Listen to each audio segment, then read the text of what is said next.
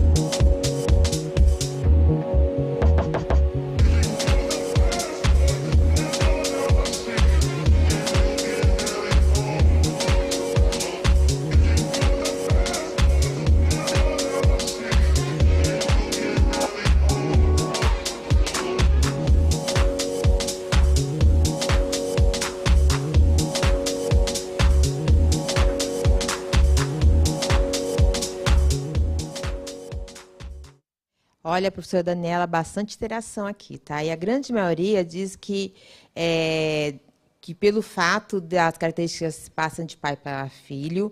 O William diz que sim, pois a hereditariedade significa passar as características. A Sofia diz que, na verdade, está mais ligada à genética. A Keren diz que sim, pois tem característica dos seus pais. A grande maioria responderam gera essa resposta, professora. Bacana. Gente, então, quando a gente fala em hereditariedade, a gente está relacionando, sim, as características que são passadas, né, dos progenitores ali para os seus descendentes, tá? Então, a gente fala disso o tempo todo aí.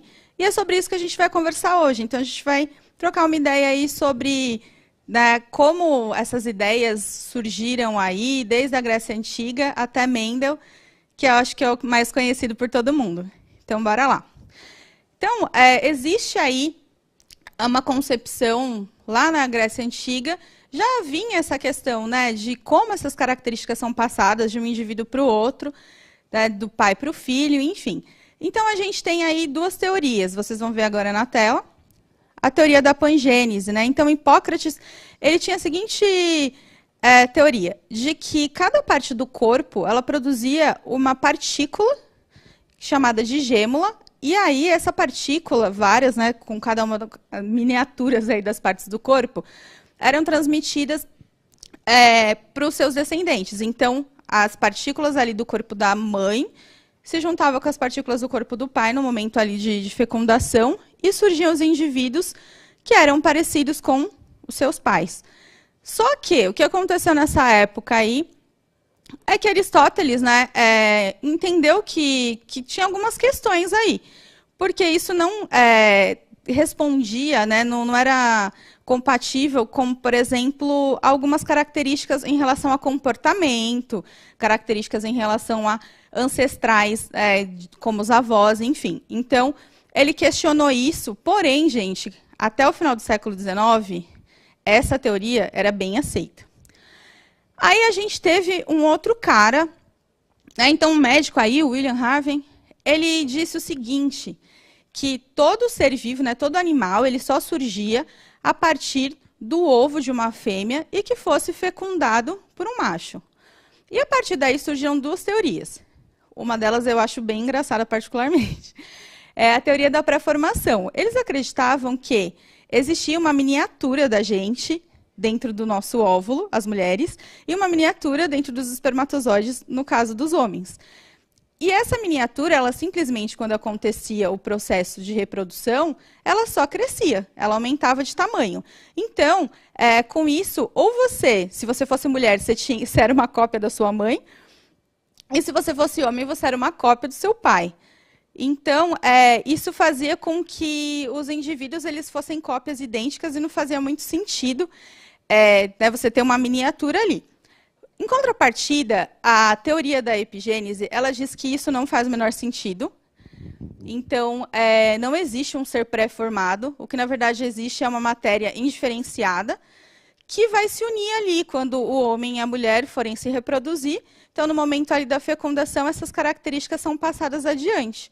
Então, isso faz muito sentido, que é o que a gente acredita até hoje, né, que aconteça. Claro que nessa época, gente, a gente precisa entender que não existia genética. Nessa época, a gente não tinha aí descoberta do DNA, não tinha nada disso. A gente não sabia como que acontecia a divisão celular. Então, era uma outra época aí. E aí, então, vem Mendel. Mendel, o monge cientista. Então, Mendel, ele é um monge austríaco que ele estudou muito botânica, estudou outras ciências, matemática, enfim, várias ciências aí. Ele morava no monasteiro. E aí ele conseguiu, né, ele realizou lá, ele cuidava dos jardins do monastério e tal. E aí ele conseguiu explicar esse princípio da hereditariedade através de experimentos que ele realizou com ervilhas, tá? Então a gente vai falar sobre esse experimento. Ele chegou a publicar esse experimento, apresentar aí para a Sociedade de História Natural de Brunn, que era a cidade que ele se encontrava. Só que assim, ele publicou isso em alemão. Então a difusão desse material foi bem difícil. Então ele morreu e não foi reconhecido. Só depois, lá em 1900, que outros pesquisadores começaram a se aprofundar, a se interessar por essa questão da hereditariedade novamente, e aí encontraram esse experimento. Então, vamos falar um pouco sobre esse experimento aí. Qual o material que Mendel utilizou? Mendel utilizou a ervilha de cheiro, Pisum sativum. Por que ele utilizou a ervilha? Então, vamos pensar aqui nas características, né, o que fez ele levar à utilização dessa ervilha. Características, fácil cultivo, então era uma planta que era muito fácil de cultivar, cresce rapidamente. Né? Imagina você utilizar uma planta que demora 10 anos para entrar em idade reprodutiva, então fica complicado você acompanhar esse estudo. Então, ali as ervilhas com 1 ano você já conseguia ter esse resultado, tá, da reprodução. Então, produzia muitos descendentes, então se a gente pensar numa vagenzinha, tem várias ervilhas, né, e são várias vagens que a gente tem numa planta.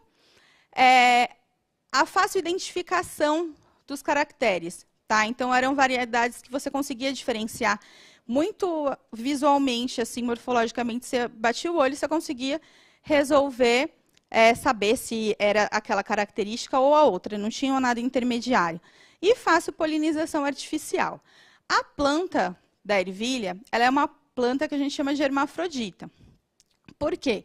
Tanto a parte feminina quanto masculina, ela está presente na mesma flor. Tá? Então, a flor dela é uma flor hermafrodita. Significa o quê? Que o processo de reprodução ali acontece através da autopolinização. Ou seja, a parte masculina se encontra com a feminina daquela flor mesmo, e ali acontece esse processo. Da flor vai gerar o fruto, que no caso aí é a vagem, e dentro dessa vagem a gente tem as sementes, que são as ervilhas, tá? Que foram estudadas aí. Então, existiu preparativos aí para o experimento de Mendel, tá? Mendel pegou muitas variedades de ervilhas, aí 34 variedades de ervilhas, e ele deixou essas ervilhas se reproduzirem aí por um longo período, tranquilonas aí por autofecundação, tá? E aí ele foi observando o quê?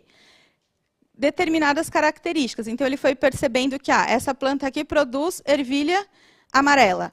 Então eu vou ficar observando. Ele percebeu que por várias gerações aquela planta só produzia os descendentes ali eram só com a cor amarela da ervilha. E ele fez isso para todos esses caracteres aqui que a gente está mostrando nesse slide.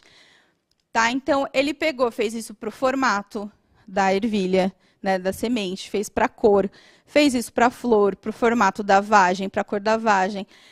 Para a altura da planta, fez isso para o posicionamento das flores na planta. Então, ele fez... Imagina, o cara ficou plantando ervilha por um bom tempo. Né? Ao longo aí, esse estudo todo deve ter durado mais ou menos uns 10 anos, e o tempo inteiro você só plantando ervilha. E aí ele pegou e separou essas plantas em linhagens. Né? Então, ele percebeu que ele chamou de linhagens puras, justamente essas plantas que só produziam aquela característica mesmo. Tá? E aí ele resolveu analisar essas características individualmente.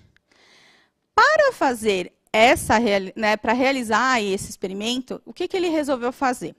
Ele falou, essas plantas já estão aí de tempo demais se reproduzindo, né, por autopolinização, então eu vou fazer agora uma polinização cruzada, né, um processo artificial. Então a gente vai ver aqui no próximo slide que ele realizou essa polinização cruzada artificialmente.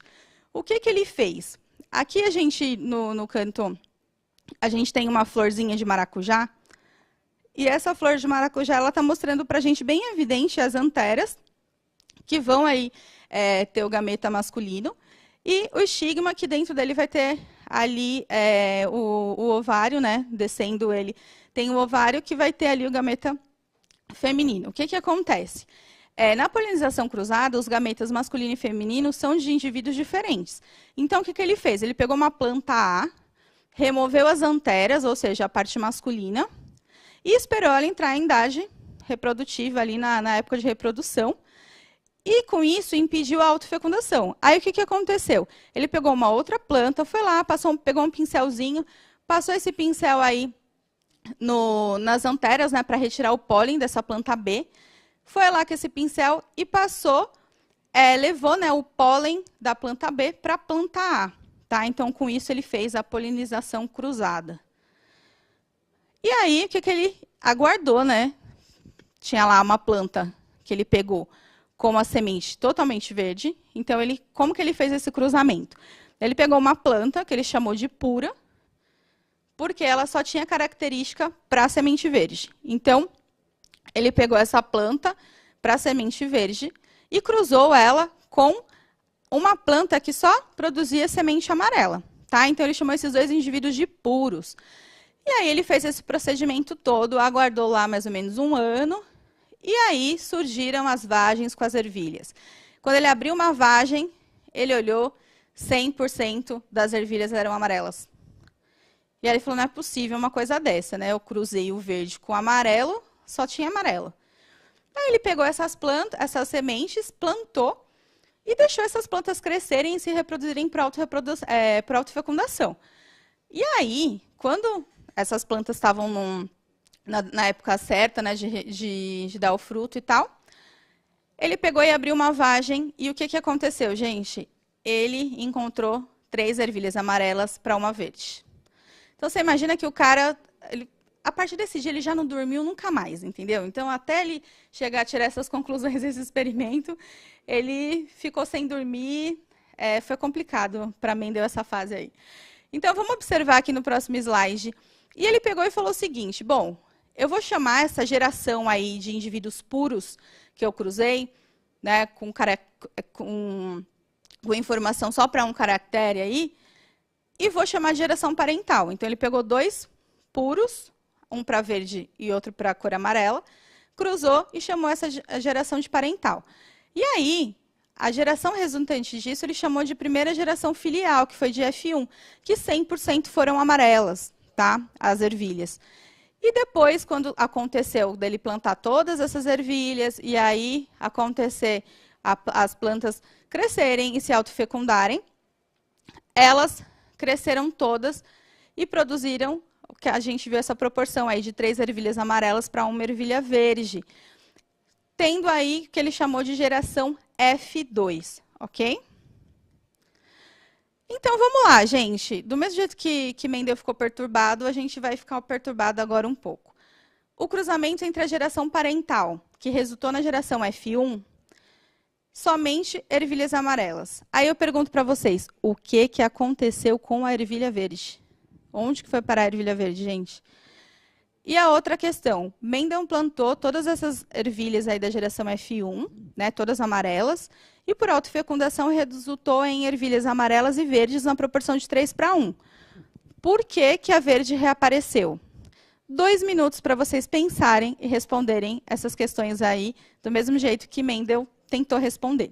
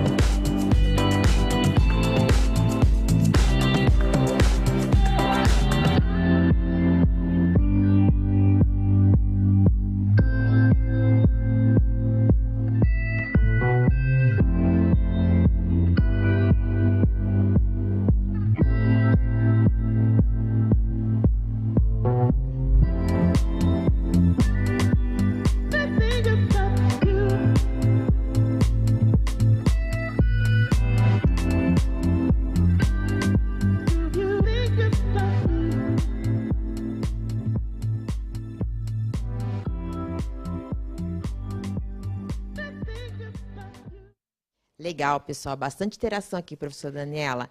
E assim, as respostas são bem diversificadas, tá? Eu vou ler aqui algumas, tá? A Jennifer colocou DNA. Eles não especificaram, professora, item A e item B, tá? Então, aí a senhora vai ter que tirar suas conclusões. O Benito escreveu genes. A Nayara, cromossomos. A Débora, por causa da meiose.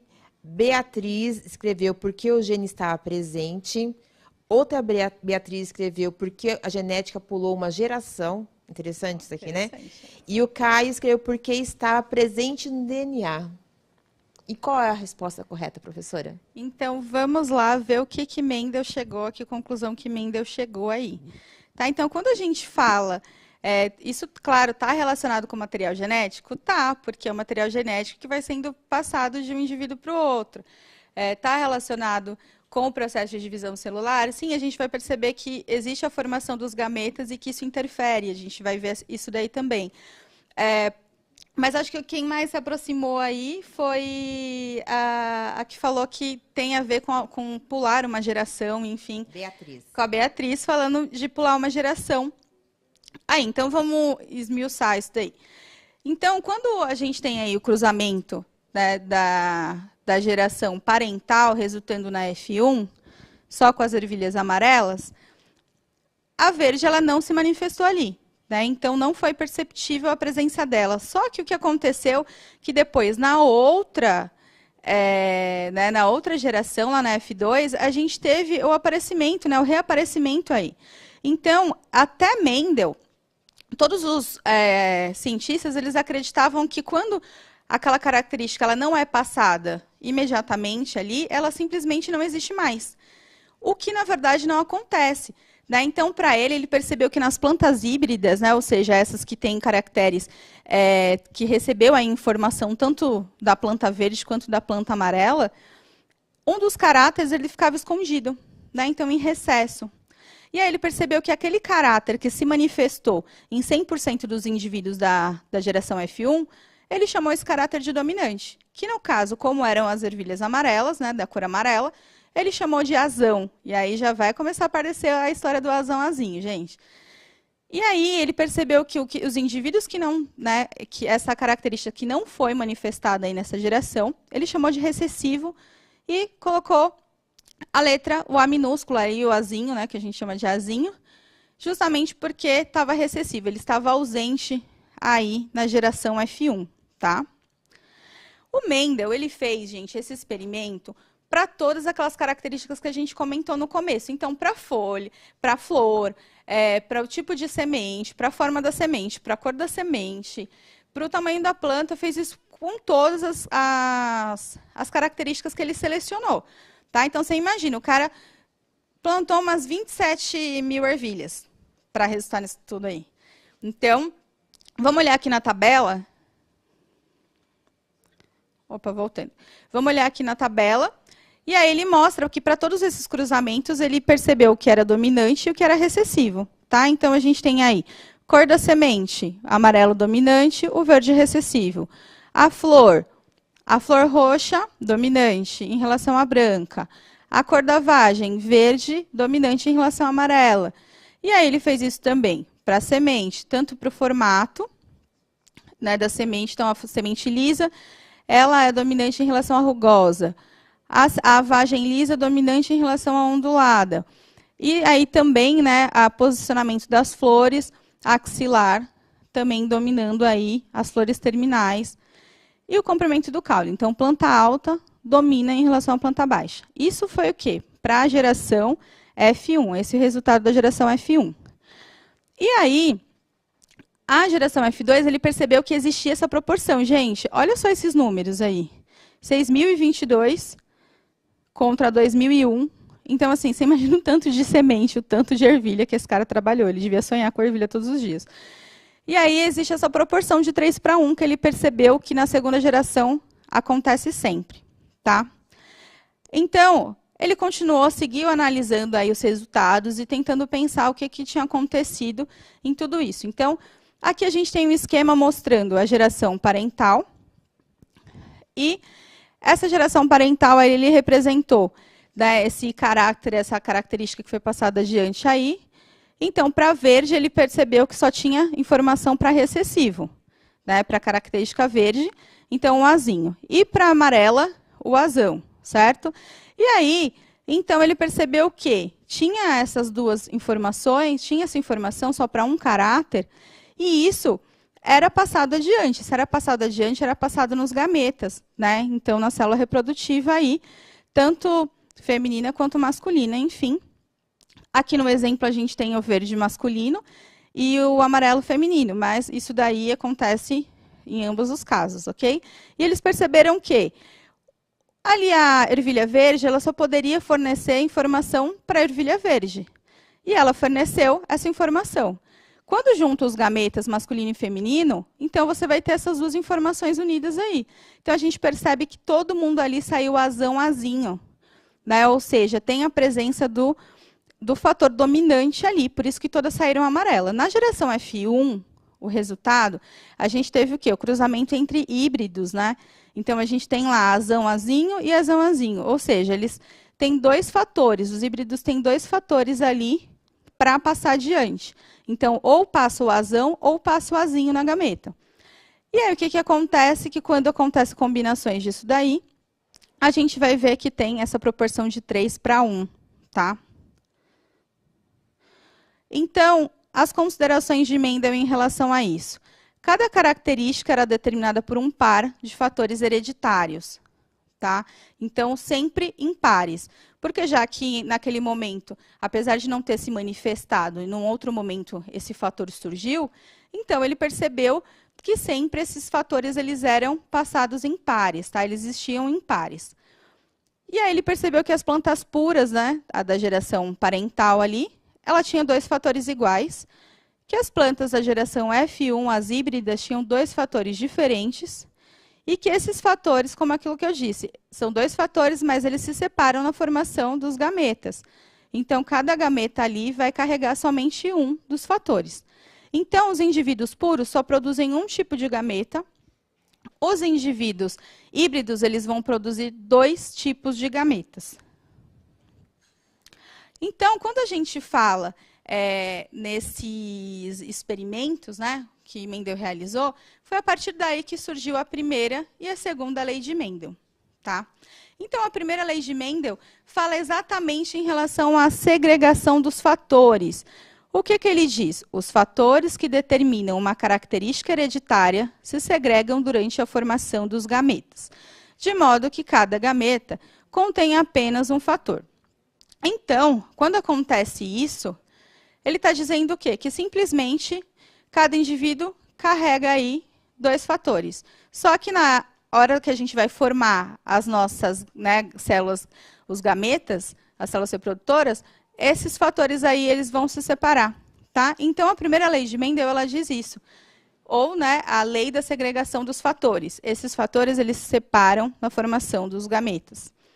E aí, a gente tem a segunda lei de Mendel, também, que a gente vai trabalhar essas 2 leis aí nas próximas aulas, é a lei da segregação independente. Então, ele diz o seguinte, os fatores, para 2 ou mais características, se distribuem independentemente durante a formação dos gametas e se combinam ao acaso. Então, o que significa isso?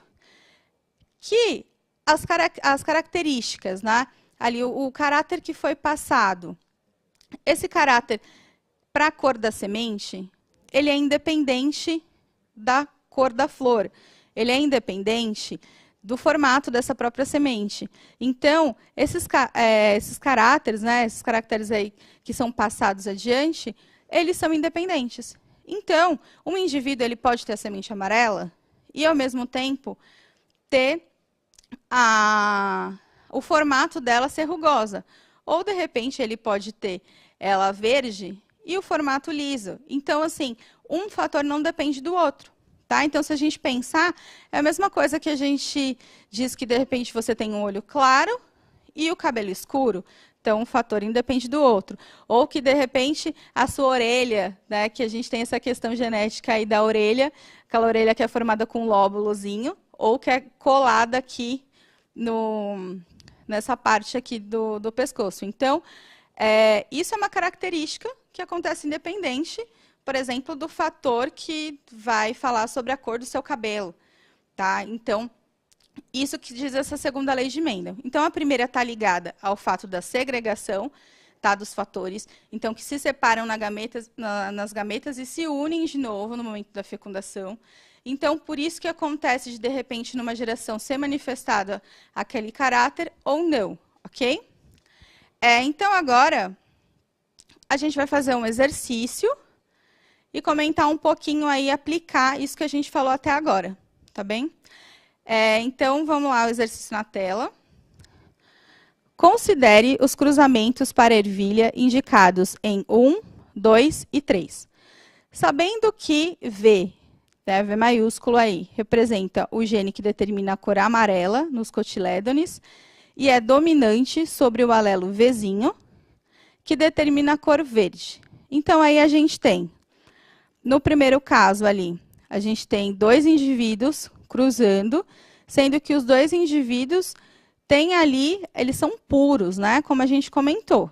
Então, tem um indivíduo ali que tem só o caráter para a produção de amarelo, e outro que tem só informação para produzir verde. Então, esse foi o cruzamento 1. Cruzamento 2. A gente tem 2 indivíduos híbridos, tá? Então, eles vão cruzar entre si, e os dois estão carregando a informação tanto para amarelo quanto para verde, tá? E aí a gente tem um terceiro caso, onde a gente tem um indivíduo híbrido, que tem, então, tanto a informação para cor amarela quanto para cor verde, e ele vai cruzar com o indivíduo que tem só informação para cor verde, tá? Então, um pé de ervilha é heterozigoto, então, quando você tem essa informação para os dois, né, a gente chama de heterozigoto, a gente vai entender melhor isso daí nas próximas aulas. Então, o heterozigoto, ou seja, que pode produzir aí as vagens com sementes amarelas e com sementes verdes, pode resultar em, letra A, apenas do cruzamento 3, B, apenas do cruzamento 2, C, apenas do cruzamento 1, D, apenas do cruzamento 2 e 3, e E, dos cruzamentos 1, 2 e 3. Então, acho que 3 minutinhos para vocês responderem aí, e a gente volta daqui a pouco.